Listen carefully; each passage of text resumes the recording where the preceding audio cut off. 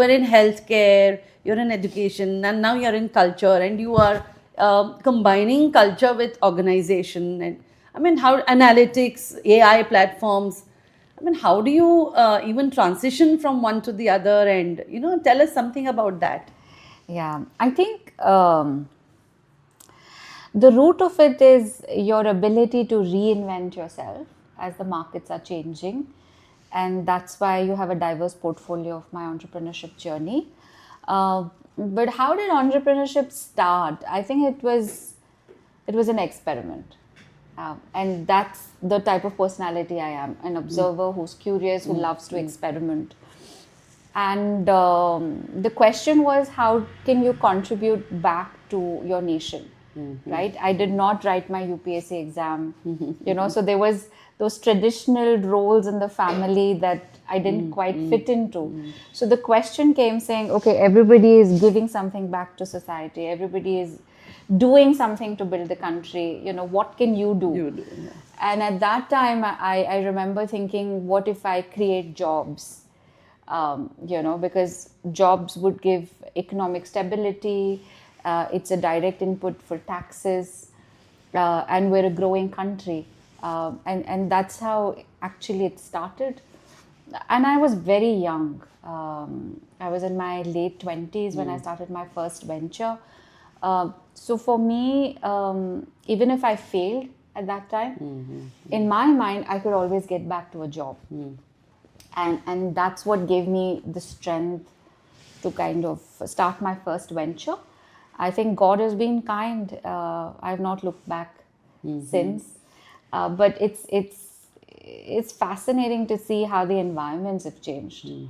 When I started my first business, 2009 was the time frame. Doing business internationally, the kind of global access that we enjoy today, it wasn't there at that time. Yeah. So just to see how we've evolved and how innovative we've become as a country. I have always kind of been on the B2B side of things, and we were setting up clinics in corporates. Employees face burnout, exhaustion. Correct. And Bangalore, our traffic is terrible. So it was about protecting health of employees. And we had like a backward integration with hospitals and ambulances. I remember during that time, we could save 7 lives of sudden heart attacks in offices. Oh, wonderful. And that gave me the enormity of the responsibility of the business that we had, because these were very young 35 to 45-year-olds who were experiencing heart attacks. And if you don't have a system in place, the devastating impact that it has on families. So yeah, I think that's been the center. Whatever you do it well, and it should impact lives. I mean, we should end up in whatever little way, leaving the world a better place than we inherited it. Yeah. Very true. I've had a very strong anchor of spirituality and religion also when I was growing up.